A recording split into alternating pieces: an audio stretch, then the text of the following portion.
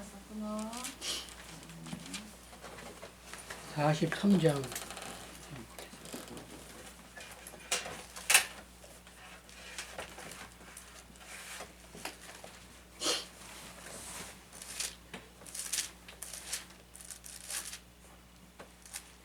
(43장이) 저기죠. 찬송으로 보답할 수 없는 말이에요? 네. 네, 43장. 새 찬송가는 40장이에요. 새 찬송가는 40장. 옛날 찬송은 40장이에요. 찬송으로 보답할 수 없는 큰 사랑, 주님께 영광 할렐루야. 형제자매 모두 함께 모여 찬송해. 주님께 영광 할렐루야.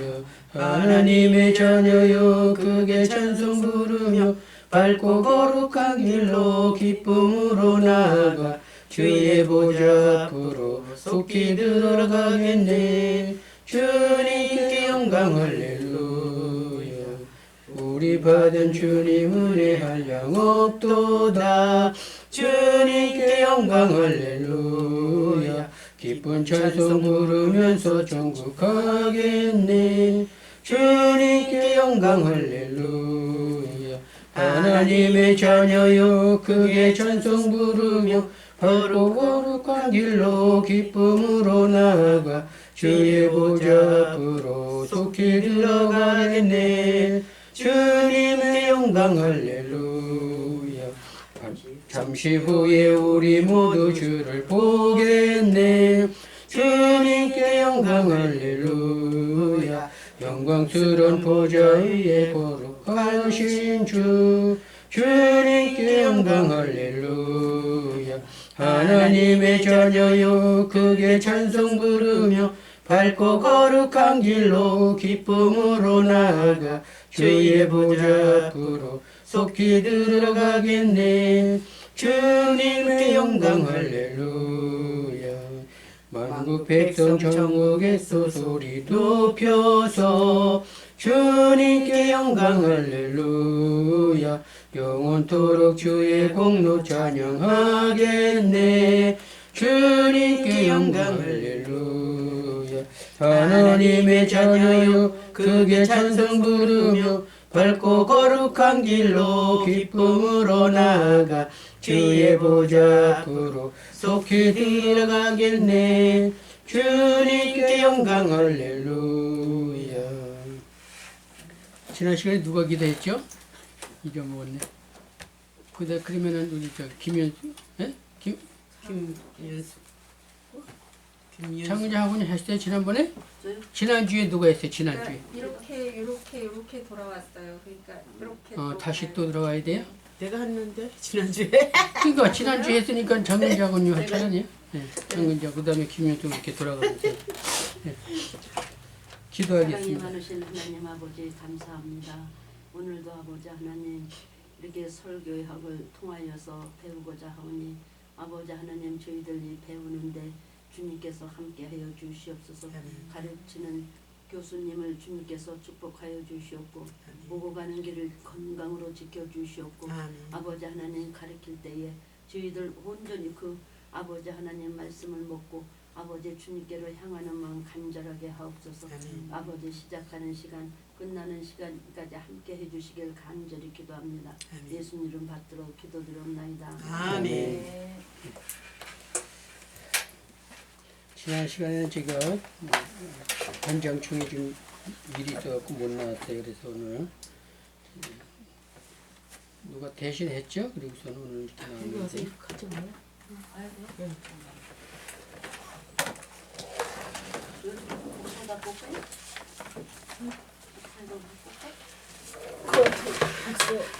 책이 제가 없어가지고. 뭐 새로 나오신 분이에요? 네. 근데 이름이 없어서 출석을 못 불렀는데 이름. 네, 출석부 이름이 없더라고요. 추석부 이름 그때 한 번 부르셨는데 그때 그래요? 처음에 할 때는 부르셨는데 그 뒤로는 출석 이름을 안 부르셔가지고. 네네. 여기 그래 네 죄송합니다. 있으셨. 최미희. 네네. 지난주에도 나오셨어요? 예 나왔어요. 지난주에요? 네, 지난주에 지난주에 제가 저기를 네네 못 맞아요. 나와가지고 다른 네. 선생님께서. 그렇구나. 네.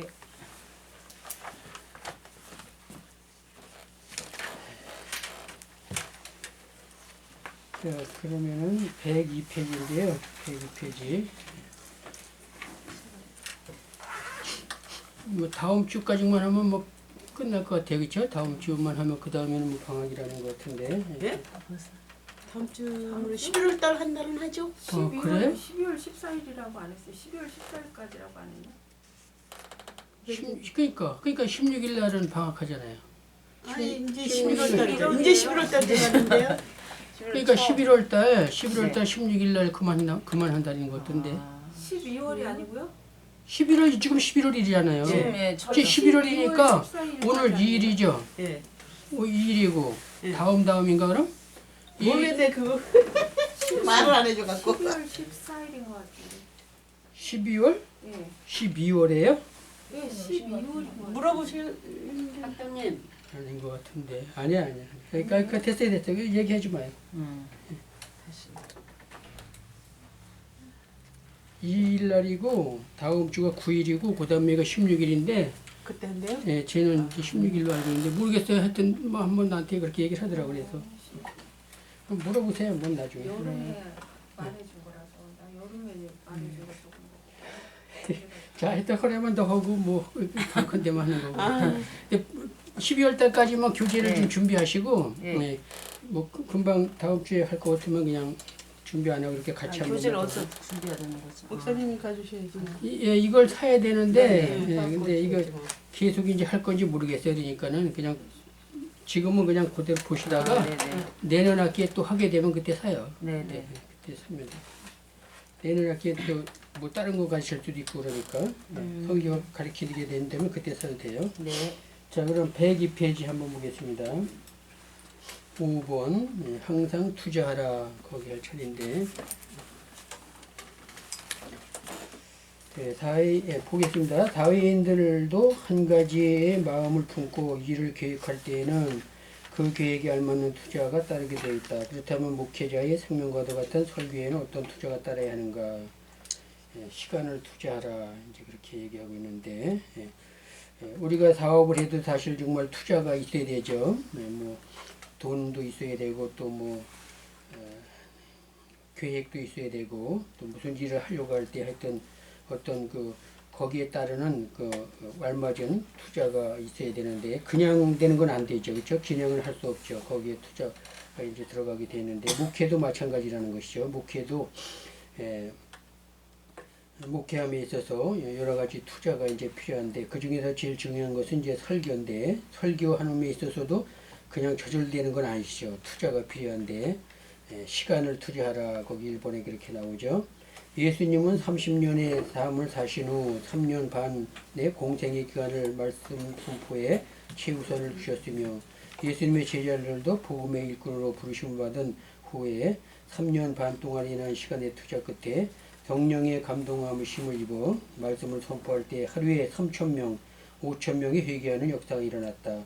이와 같은 성경의 증거들은 설교자는 하나님의 말씀을 대언함에 있어 우선적으로 시간적인 투자가 있어야 함을 입증하고 있다. 그래서 이제 목회자들은 시간을 투자를 해야 되는데 설교하는데 이제 투자를 많이 해야 되죠. 그래서 설교 준비를 하려면 그냥 되는 게 아니고 또 뭐 하루에 몇 시간씩 이렇게 또 말씀도 보고 기도도 하고 또 성경을 또 준비해서 설교 준비를 해야 되는 것이죠. 목회자는 한편의 설교에 25시간만 투자하라는 말이 있는데 이는 종일 설교만 생각하고도 부족하다는 의미가 있다. 목사가 가장 많이 투자해야 할 시간은 신방이 아니라 바로 설교임을 기억해야 한다.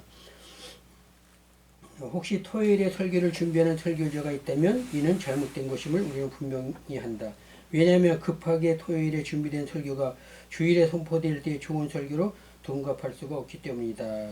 먼저도 내가 얘기했듯이 언젠가 토요일날 설교 준비하는 사람이 이제 많이 있는데 토요일날 준비하는 것은 시간이 그만큼 짧기 때문에 토요일날 뭐 아침부터 저녁까지 한다 해도 하루밖에 못 하잖아요. 그렇죠? 그러나 또 월요일부터 토요일까지 준비하는 사람은 시간이 많기 때문에 뭐 그 시간을 잘 활용해서 또 이렇게 잘 뭐 하루에 뭐 한 3시간씩만 해도 일주일이면 벌써 20시간 이상 이렇게 투자하게 되는데 시간을 투자해야 돼요. 그래서 토요일에 준비하는 것도 좋지만 월요일부터 토요일까지 준비된 설교가 아무래도 훌륭한 설교가 나온다는 것이죠. 칼빈은 하나님의 말씀을 선포해야 하는 목사들은 자신에게 위임된 임무를 잘 수행하고자 할 때 헛된 일을 즐기는 여가를 가져서는 안 될 것이다. 말씀의 사역자들이 하나님께서 자신들에게 명령하시는 것을 수행하고자 한다면 그들은 그들의 시간을 허비하면서 여기저기 기분 전환이나 하며 돌아다닐 그런 여가를 취해서는 안 될 것이다 하며 설교라는 우선적 과업 앞에 다른 어떤 일단의 목회적 노력들은 사라져야 한다고 지적했다. 설교를 최우선으로 두라는 것이죠. 그래서 목회자들도 사실은 설교를 준비를 해놔야지 마음이 편해요. 그래야지 준비 안 하고 그냥 이렇게 돌아다니고 뭐 바쁜 일 있어서 여기 왔다 갔다 하고 그러다 보면은 분명히 토요일 날 또 준비를 해야 돼요. 늘 마음에 부담이 느끼게 돼요. 아, 설교 준비해야 돼, 설교 준비해야 되는데 설교 준비를 안 해놨기 때문에 그런 거예요. 근데 설교 준비를 해놓은 사람은 그런 부담이 없기 때문에 얼마든지 뭐 볼일 보고 또 다닐 수도 있고 또 다니면서도 설교 생각을 하는 거예요. 설교 준비를 이미 해놨지만은 다니면서 보고 느끼는 것을 가지고 또 이렇게 메모라든지 생각을 해놨다가 그날 저녁에 와서 또 설교 준비한 데다가 이렇게 뭐 첨가시킬 수도 있고 이렇게 해서 일주일 동안 내내 설교 준비하는 것과 토요일 날 뭐 한곁 그냥 설교 준비하는 것과 설교가 달라진다는 것이죠. 그래서 준비를 많이 해야 되고 시간을 많이 투자해야 되는 것이죠. 거기 밑에 보면은 세계 유명한 설교의 대가들이 설교에 투자한 시간은 로이드 존스는 천목회 10년간 한 편의 설교를 준비하는데 일주일의 전체를 투자하였으며 스펄전 목사는 20분 설교에 20시간을 투자했으며 포스틱 목사는 25분 설교에 30명의 비서진을 동원하였으며 로버트 슐러 목사는 25명의 비서진이 설교의 보조 자리를 항상 준비하였고 하혜령 목사는 55세 때 한 편의 설교를 쓰는데 얼마나 걸립니까? 라는 신문기자의 질문에 55년이 소요됩니다. 라고 한 대답은 유명한 일화이다. 그만큼 설교에 다 이렇게 시간을 많이 투자하고 설교에 신경을 많이 썼다는 것이죠.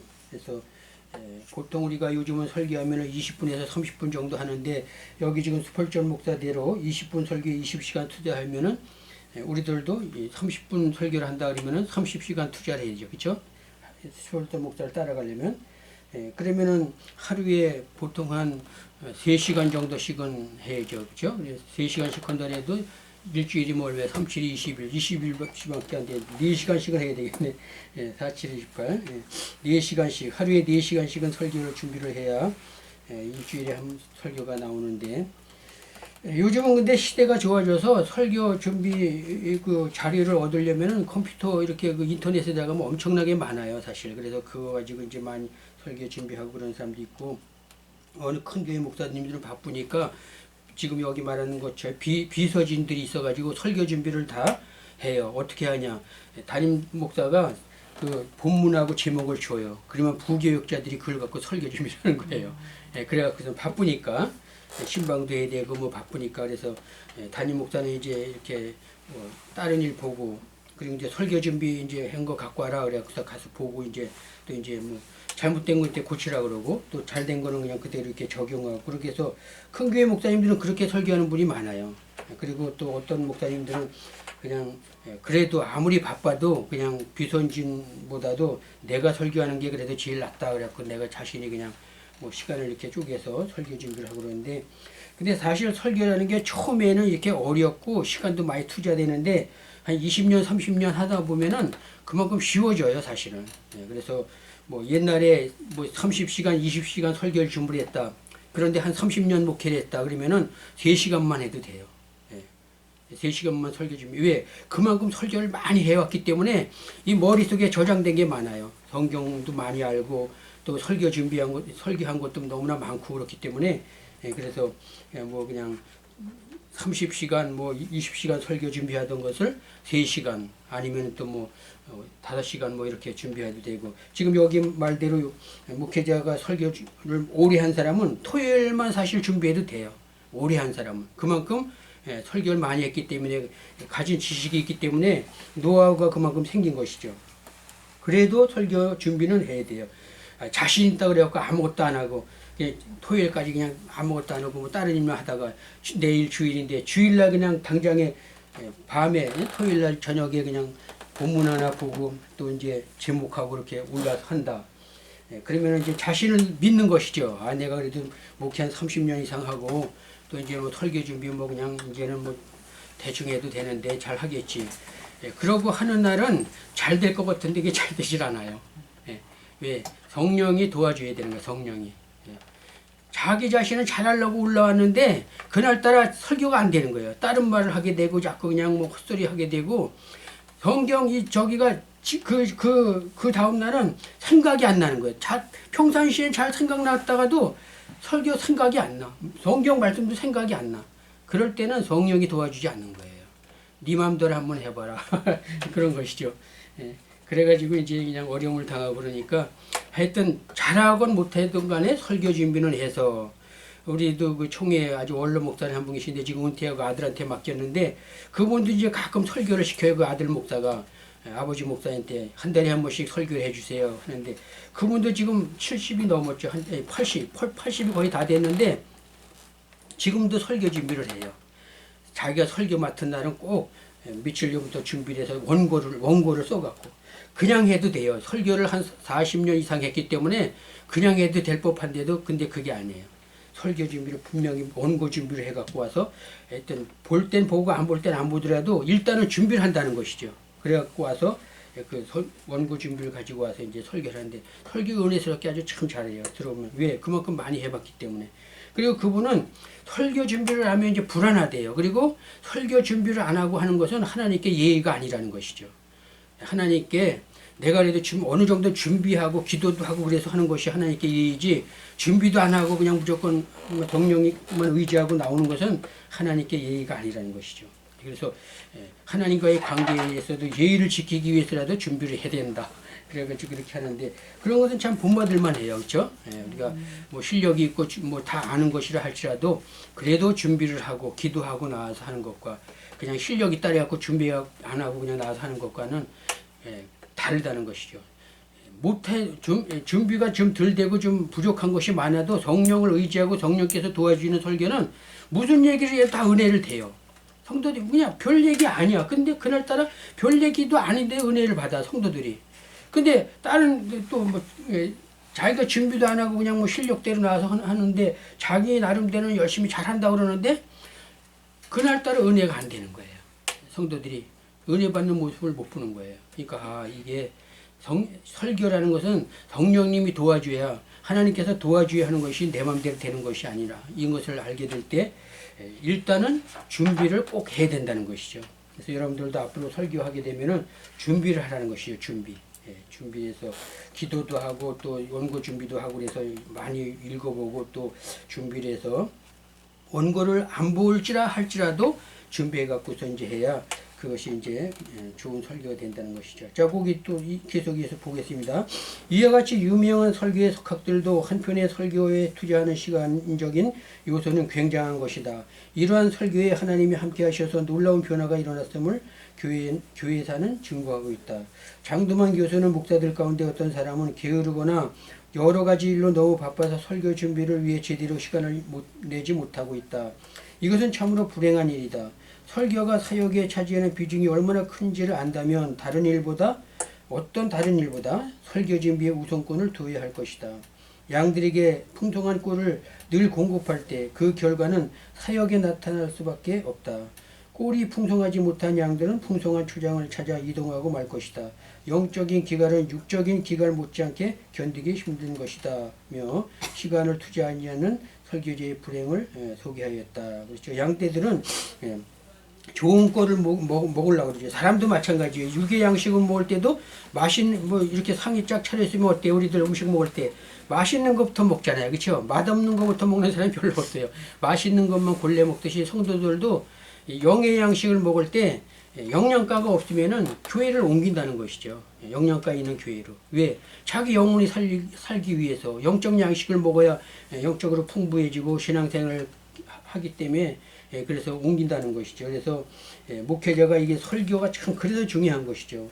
뭐 신방도 해야 되고 또 구제, 봉사, 뭐 여러 가지 행정, 교회의 모든 행사를 다 목회자가 하지만 그 중에서 제일 중요한 게 설교라는 것이 설교. 영의 양식을 잘 먹여야 다른 건 부족해도 괜찮아. 근데 영의 양식을 잘못 먹이면은 그거 안 되는 것이죠. 영적으로 그냥 영양실조 걸리게 되면 그 영혼 죽는 거야. 오히려 영혼을 살리기 위한 설교가 아니라 영혼을 죽이기 위한 설교를 하면 그건 목회자로서의 할 일이 아니죠. 그래서 설교를 은혜스럽게 잘하면 사실 어떤 의미에서는 전도를 안 해도 돼요. 왜? 소문 듣고 다 오는데요. 큰 교회들 봐봐요. 전도하는 것도 전도에서도 오지만은 설교 잘하고 유명 강사가 되고 뭐 아주 소문이 나면은 막 몰려오는 거예요. 그 설교 듣기 위해서. 그래서 전도도 물론 해야 되겠지만 설교를 아주 은혜스럽게 잘하는 그런 영적 설교를 한다면은 전도를 안 해도 그렇게 부흥하게 되고 사람들이 몰려온다는 것이죠. 그래서 이 목회자들은 설교만 잘하면 됩니다. 설교만 은혜스럽게 하면은. 자, 시간을 투자해야 되고, 두 번째는 금전을 투자하라 했는데 이제 돈을 투자하라는 것이죠. 설교자는 생명과 같은 설교를 하여 시간만 투자할 것이 아니라 물질을 투자함에 있어서 인색하지 않아야 한다.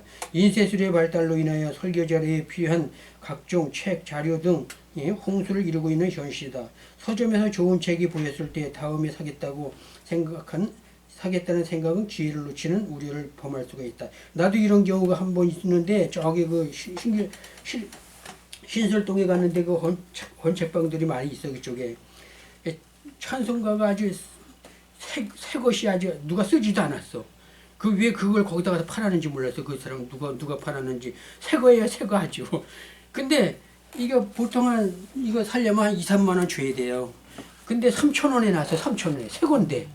그래서 만지작만지작 살까 말까 하다가 화장실에 갔다 와서 저기 들렀다가 와서 사야 되겠다. 그래서 놔두고 가서 화장실 갔다 와서 보니까 없어졌어요.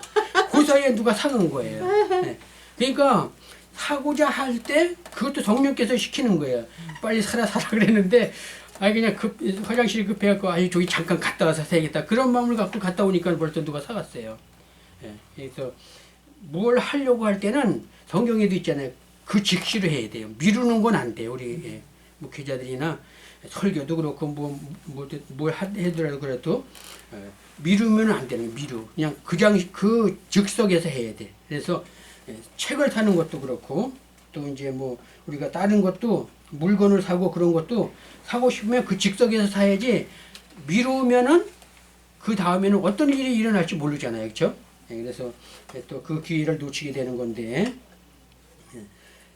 그러므로 각종 예화집, 꽁트집, 신문류, 주석류, 설교집, 각종 서적 등은 모든 것이 설교의 자료로 사용되게 된다. 이러한 설교의 보조 자료로 사용될 서적 구입에 돈을 아끼지 말아야 한다. 왜냐하면 설교는 목회자의 생명이자 자존심이기에 이를 위한 투자에 인색하지 말아야 한다. 그래서 설교 준비를 위해서는 책을 사는 과정에서도 돈을 아끼지 말고 준비를 해야 된다는 것이죠. 그래서 뭐 꽁트집도 사야 되고 예화집도 사야 되고 주석도 사야 되고 설교집도 사야 되고 그렇게 사야 됩니다. 그래서 하여튼 목회자는 책이 재산이 돼야 돼요. 목회자의 재산 제1호가 뭐냐 그러면 책이에요. 책. 우리 신학교 다닐 때는 그 교수 한 명이 저녁거리가 없어도 책부터 사라 그랬어요. 예를 들어서 이제 1,000원이 있어. 이거 저녁 먹을 값이야. 저녁 먹지 말라는 거야. 그 돈 가지고 책을 사라는 거예요. 그렇게 왜 그러냐? 책을 그렇게 많이 보고 설교 준비해야 좋은 설교를 할 수 있으니까 그렇다. 그래서 책을 사라는 굶는 한 일더라도 빚을 내서라도 책을 사라 그랬어요. 그래서 목회자가 책이 없으면 안 돼요. 책은 보통 1,000권 이상씩은 다 있어야 돼요. 목회하려면은 뭐 조영기 목사님 같은 경우에는 뭐 한 10만 권 이상 될 거예요. 책이. 그분이 뭐 비록 쓰기도 한 것도 많고 그렇지만은 각 세계에 각처로 돌아다니면서 부흥하고 부흥사로 일하고 그래갖고 책도 많이 구입하고 보지도 않아요. 사실은 솔직히 보지도 않는데 그래도 책을 많이 사서 어떤 땐가는 한 번씩 써먹는다는 것이죠. 저도 이제 책이 뭐 많지는 않지만 그냥 다 박아놔요. 그리고 이 주석집도 다 있어요. 그냥 보지 않아요. 평상시에 안 보고 그냥 있는데 설교 준비하다 보면은 필요할 때가 있다는 것이죠. 풀리지 않을 때가 있어요. 원어 같은 게 이게 무슨 뜻인지 몰라. 그럴 때 주석 보는 거예요. 예, 책방 책에 이렇게 보고선 그 주석도 이제 그 성경대로 다 나오잖아요. 뭐 이사야서 그 주석이 있어요. 그럼 거기서 단어가 이제 이해가 안 되면 그 주석을만 거기 이제 원문에 대한 해석이 쭉 나오니까 예, 그런 걸 보고 그러는 거죠. 그러니까 뭐 평상시에는 안 보더라도 한 번을 보더라도 그렇게 책을 많이 준비해 놓으면은 설교하는데 큰 도움이 되는 것이죠. 그래서 금전을 투자해서 책을 많이 준비하라는 것이죠. 목회자들이 그래서 이사 갈 때 제일 많은 것이 책이에요. 책의 제일 큰 짐이에요, 아주. 그래서 그래도 이제 그게 필요하니까 책을 좀 많이 봐야 되죠. 성경책도 중요하지만 성경책이 제1호지만 그 외에도 이제 여러 일반 석적도 많이 봐야 되는 것이죠. 자, 3번 생명을 투자하라. 목사의 생명이라고 할 때는 설교를 위해서는 시간과 물질과 노력과 생각과 그 모든 것을 아낌없이 투자하는 순교자적 각오가 있어야 할 것이다. 설교자는 설교 순교자라는 최고의 영예스러운 명칭 속에 죽어갈 각오가 있어야 한다. 즉 설교를 준비하다가 혹은 강단에서 설교를 선포하다가 죽는 영광을 사모하는 것이 목회자에게서 최고의 영광이라는 것이다. 그렇죠. 어느 목사님들은 그 호원총 목사님은 설교하다가 강단에서 돌아가셨어요. 설교를 하는데 자꾸 몸이 피곤하고 그러니까는 너무 힘드니까 한 5분만 쉬었다 합시다. 그리고 광고를 했어요. 성도들한테. 내가 조금 피곤해서 그런데 한 5분만 쉬었다가 다시 설교했습니다. 그리고 뒤에 의자에 앉아서 바로 돌아가셨어요. 그런 사람도 있어요. 그러니까 설교하다가 돌아가신 거예요. 연로하신 분인데. 얼마나 좋아요. 그렇죠? 그런 것도 위해서 우리가 기도해야 돼요. 병이 걸려서 그냥 뭐 한 달, 두 달, 1년, 2년 그냥 병석에서 그냥 고생하다 죽는 것보다 차라리 그렇게 돌아가는 게 더 훨씬. 그리고 어떤 사람은 저녁에 잠자리 드는데 그 아침에 일어나질 못하는 거예요. 보니까 돌아가셨어. 밤새 돌아가신 거예요. 그러니까 아프지도 않고 그냥 건강했는데 그냥 그러니까 엘리야나 뭐 또 누가 또 그냥 갔죠? 하나님 앞에 갔잖아요. 엘리야하고 에녹도 하나님과 동행했다 그랬잖아. 엘리야도 그렇고 하나님께 불림을 받고 바로 그렇게 죽는 것도 우리가 어떤 의미에서는 복이에요. 그렇죠? 그래서 그 죽는 문제도 우리가 기도할 부분의 하나예요. 그래서 아프지 않고 나도 그 기도를 늘 하는데 아프지 않고 건강하게 주일하다가 하나님 품으로 가게 해달라고 기도하는 것이죠. 그래서 하여튼 건강이 최고 우리 목회자에게 중요한 것인데 자, 여기 보면은 연구하다 죽는 것도 순교다라는 것이죠. 박윤선 박사의 주장처럼 목회자가 설교를 준비하다 죽는 것도 일종의 순교이다. 미국 뉴욕주 태생의 저명한 여름의 맹인 소경이란 말이죠. 눈이 안 보이는 여자 맹인 찬송 작가인 환희 제인 크로스비 1820년도에 태어나서 1915년도에 이제 95세까지 살다 돌아가신 분인데 최후의 찬송가를 작사하다가 책상에서 하나님 부름을 받았다. 찬송가를 작사하다가 책상에서 바로 하나님 부르심을 받고 돌아가셨다는 것이죠. 이 할머니의 찬송가를 가장 많이 지은 사람으로서 찬송가 순교자였다. 조금 전에 우리가 43장 불렀잖아요. 그게 이 사람이 지은 거예요. 그리고 46장, 144장, 예수 나를 위하여 그것도 그렇고 그거 외에 24곡이나 크로스비 이 사람이 지은 거예요.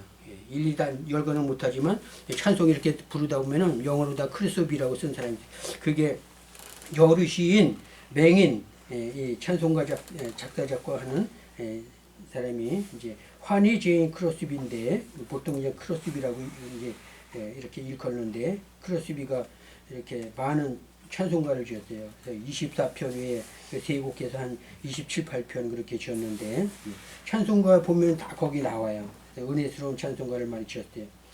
자, 루벤스타인은 나는 하루 연습하지 않으면 내 자신이 알고 이틀 연습하지 않으면 내 가족이 알고 사흘 연습하지 않으면 내 팬이 안다. 그러면 설교하는 자도 마찬가지죠. 그렇죠? 설교하는 자도 지금 이 루벤스타인에 적용한다면은 설교하지 하루 동안 설교 준비를 하지 안 하면 내 자신이 알고 이틀 연습하지 않으면 내 가족이 알고 사흘 연습하지 않으면 성도들이 알 거 아니에요. 그렇죠? 그래서 준비된 설교가 은혜스러운 설교를 할 수 있다는 것인데 성도들은 목사님의 설교를 들으면 준비한 설교인지 그렇지 않은 설교인지 다 알고 있다. 사실 다 알아요. 말을 안 할 뿐이지 우리 목사님 또 설교 준비 안 했구나 다 알아요. 따라서 목사는 생명을 투자하는 설교가 되어야 한다. 왜냐하면 세상의 모든 분야에서 성공한 사람을 보면 그 분야의 성공을 위해 다른 사람보다 더 많이 투자하고 희생한 사람들임에 틀림이 없기 때문이다. 우리가 스포츠나 운동을 해도 그렇잖아요. 우리가 잘 아는 누구야 김지성인가? 요즘 골 많이 넣는 사람 누구죠? 손흥민. 손흥민 얼마나 훌륭한 사람이야, 그렇죠? 국위 선양도 하고 축구를 너무 잘해서 그냥 뭐 골도 많이 넣고. 그게 그 사람이 그냥 된 게 아닐 거 아니에요. 얼마나 연습을 많이 했겠어요. 그래서 그만큼 투자를 하고 연습을 했고 그 분야의 전문가가 됐기 때문에 훌륭한 경기를 치르는 것과 마찬가지로 설교도 마찬가지라는 것이죠. 그만큼 희생과 또는 투자가 필요한 것이죠. 등산가, 남들보다 더 혹독한 훈련과 연습을 통하여 에베레스트 산을 정복할 수 있으며 챔피언, 다른 사람보다 더욱 고된 훈련과 연습으로 정복하게 된다. 그래서 권투선수들도 보면 아주 엄청나게 연습을 많이 하더라고요. 결국은 챔피언이 되는데 모든 스포츠나 뭐 무슨 다른 분야에 있어서도 이렇게 많이 연습을 하고 노력을 해야 훌륭하게 되는 것이지 그냥 하루아침에 되는 건 없어요. 노력 없이 이제 얻어지는 대가는 없는 것이죠. 세상의 일들을 볼 때에도 그 분야에서 전문가적인 권위를 누린 사람들은 한결같이 다른 사람보다 더욱 고된 훈련과 연습으로 정복하게 되는 것임을 알 수 있다. 세상 이치도 이러하거늘 하물며 하나님의 말씀으로 영혼 구원을 시키는 설교가에 있어서 설교를 위한 투자에는 순교적인 각오가 필수적임을 두말할 필요가 없다. 설교자들이 놓치지 말아야 할 것은 교인들은 목사가 다른 일에 실패하는 것은 용서하지만 말씀 사역에 실패하는 것은 결코 용서하지 않는다는 어떤 이의 주장처럼 목사는 생명과 같은 설교에 최선을 다해야 된다. 육신의 목숨을 위해서는 온갖 힘든 일도 아끼지 않으면서 영혼을 살리는 설교자의 생명과 같은 설교를 위해서는 어떻게 하고 있는가? 육신이 중요할까요? 영혼이 중요할까요? 영혼이 더 중요합니다.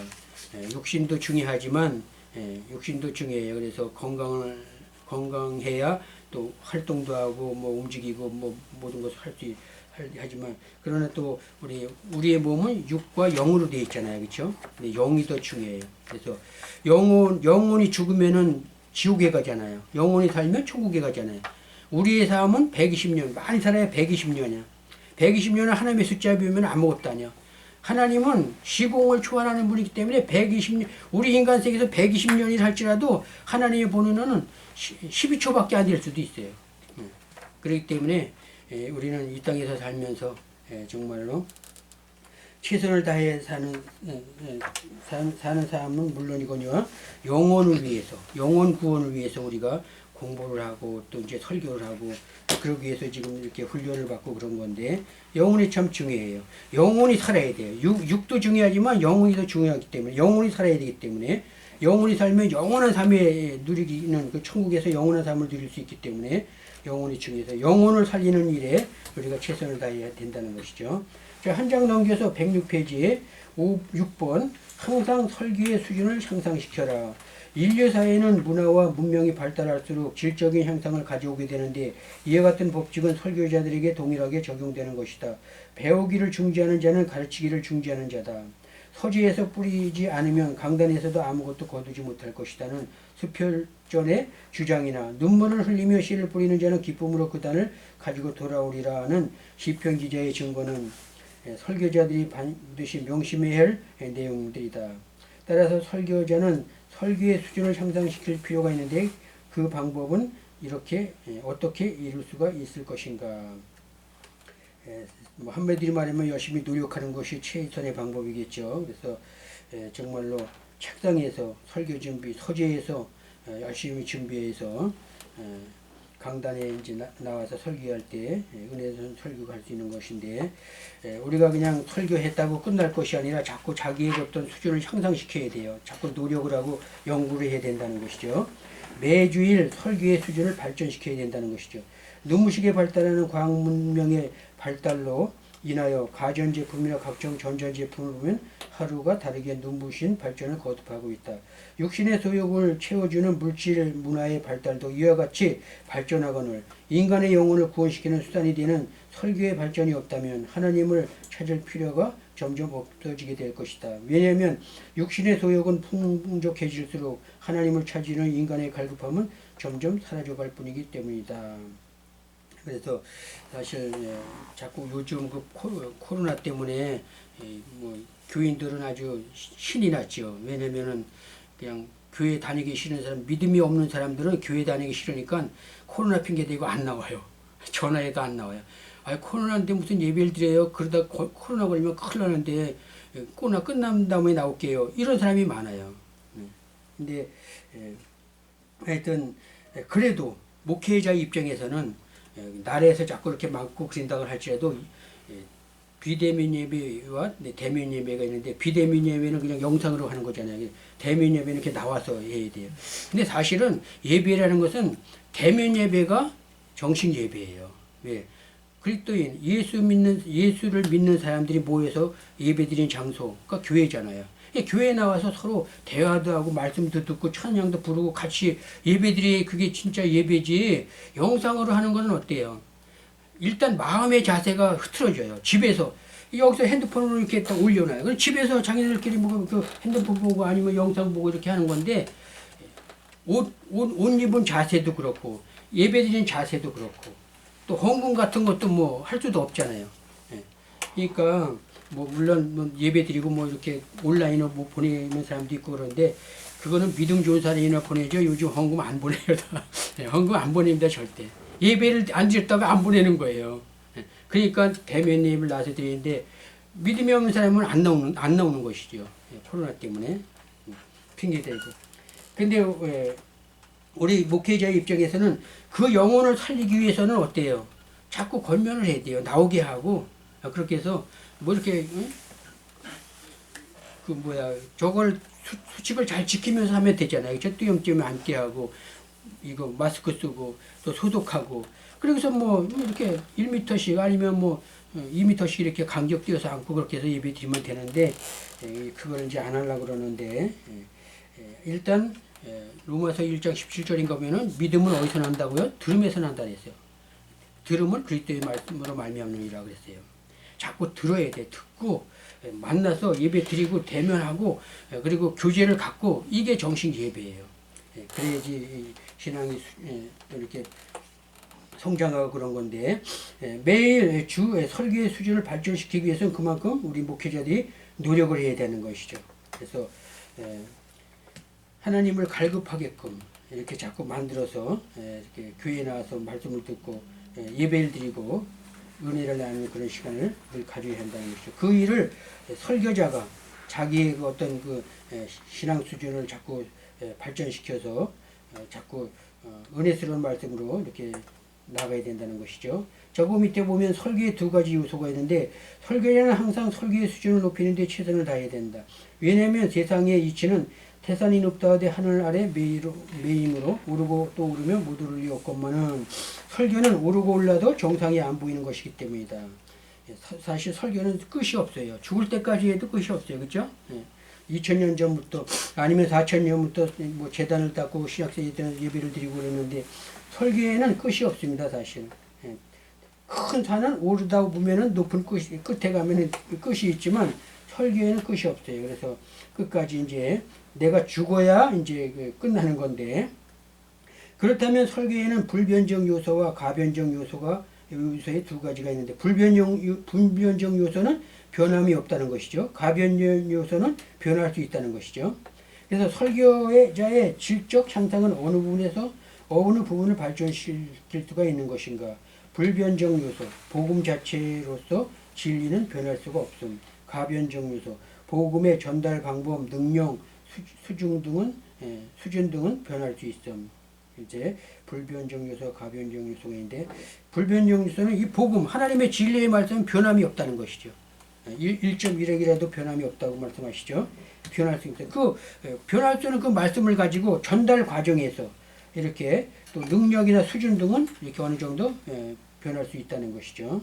그래서 설교자의 설교자는 설교의 가변 요소를 끊임없는 연구와 노력과 헌신을 통하여 항상 발전시켜 나가야 한다. 왜냐하면 노력이 없는 설교는 발전이 없고 발전이 없는 설교는 고인물과 같이 죽은 설교가 되기 때문이다. 따라서 아무도 간섭하는 사람이 없는 목사의 직분은 자신이 철저하게 자신을 간섭하는 삶이 되어야 된다. 그래서 늘 노력을 해야 되는 것이죠. 죽을 때까지. 이 정도면은 뭐 설교인데 내가 대가니까 설교 뭐 준비를 뭐 대충 하고 어디 가든지 은혜를 끼칠 수 있으니까 잘하겠다. 그건 교만한 생각이에요. 아까 얘기한 것 같이 성령님이 도와주지 않으면 아무리 훌륭한 설교를 한다 해도 죽을 수밖에 없어요. 그리고 죽을 때까지 설교를 해도 하나님께 예배드리는 것이기 때문에 끝이 없다는 것이죠. 아무리 훌륭한 설교를 해도 그 다음에 또 더 훌륭한 설교를 해야 되고 그러니까 자꾸 이렇게 점점점 이제 수준을 향상시켜서 좋은 설교로 은혜를 끼치는 그런 설교를 해야 되는데 그냥 뭐 교인도 몇 명 안 되고 또 그냥 물질도 없고 뭐 힘들고 그러니까 그냥 뭐 대충 하고 그런 목회자들인데 그때 목회는 뭐 할지라도 설교만큼은 정말로 은혜스럽게 잘 해야 된다는 것이죠. 강의도 그래요. 강의도 사실은 그 전에 이제 저쪽에서 할 때는 뭐 30명, 50명씩 모이고 그래서 100명, 한 번에 한 40명씩 모이고 그럴 때요. 강의할 때도 힘이 났어요. 그냥 뭐 아주 그냥. 설교도 마찬가지예요. 사람이 지금 미스에 그냥 목회자에서 얘기하는데 사람이 한 명밖에 없다. 강의할 때도 한 명밖에 없다. 그러면 이게 목회자가 이게 기운이 없어지는 거예요. 사람이 있는 것과 없는 것이 그렇게 차이인데 그래도 한 명이 앉아 있을지라도 여러 명 모인 걸로 생각하고 열심히 해야 된다는 것이죠. 목회자는 환경을 보면 안 돼요, 사실은. 그 영혼도 하나님께서 귀하게 여기 때문에 이렇게 앉혀놓은 거거든요. 교회 오게 하고. 사람들은 근데 그런 거를 자꾸 이렇게 신경을 쓰게 돼요. 100명 모인 데서 설교하는 것과 1000명 모인 데서 설교하는 것과 5명 모인 데서 설교하는 것과 이게 말부터가 달라요. 근데 그렇게 해서는 안 된다는 것이죠. 그래도 뭐 5명 모였어도 100명 모인 것처럼 준비를 한 대로 열심히 최선을 다해서 할 때 성령의 역사가 나타나는 거예요. 한 명이 목회자들은 설교를 통해서 그 사람을 은혜를 끼치게 되면 그 영혼이 100명, 1000명 감당할 수 있어요. 목회자도 마찬가지예요. 우리가 지금 여러분들이 이렇게 지금 공부하고 있지만은 여러분들이 또 이제 앞으로 공부 다 끝나고 목회를 할 때 여러분들이 뭐 한 명 놓고는 안 할 건 아닐 거 아니에요. 100명, 뭐 1000명 막 이렇게 하는 사람도 있을 거 아니에요. 그러니까 주의 정도는 한 명이 100을, 1000을, 10,000을 막 감당할 수 있어요. 그러니까 자신을 가지고 확신을 가지고 그렇게 하면은 또 뭐 숫자가 중요한 건 아니지만 그래도 없는 것보다 그래도 많이 있어서 설교를 하고 그 영혼들을 구원시키는 게 더 좋은 것이죠, 그렇죠? 그래서 자신감을 가지고 막조진 일에 최선을 다하면은 하나님께서 이렇게 자꾸 사람도 붙여주시고 그래서 이렇게 목회를 잘하게 하고 설교도 은혜스럽게 시간이 갈수록 또 시대가 흐를수록 잘할 수 있게 된다는 것이죠. 자, 여기 1세기 한국 설교의 설교인데 1세기 전에 한국 교회의 설교인데 불과 100여 년 전 한국 교회의 설교 이 내용은 오늘날과 비교할 때 많은 차이를 보고 있는데 그 중에 가장 대표적인 것을 소개하면 다음에 5가지로 요약할 수 있다. 첫째, 성경적이었다. 두 번째, 본문 중심이었다. 세 번째, 성경을 잘 풀어주었다. 네 번째, 한국교회 성도는 영적인 살이를 쪘었다. 다섯 번째, 한국교회는 눈부신 성장을 하였다. 지금은 부흥의 그 단계가 좀 이렇게 낮아져서 부흥 시기가 이제 뭐 이렇게 좀 이제 끝났다 그렇게 말하는 목회자들도 있는데 성경적이었다는 것이죠. 100년 전에는. 그래서 뭐 설교를 하면 그냥 사람이 막 뭐 몰려오고 그냥 뭐 옛날에 그랬잖아요.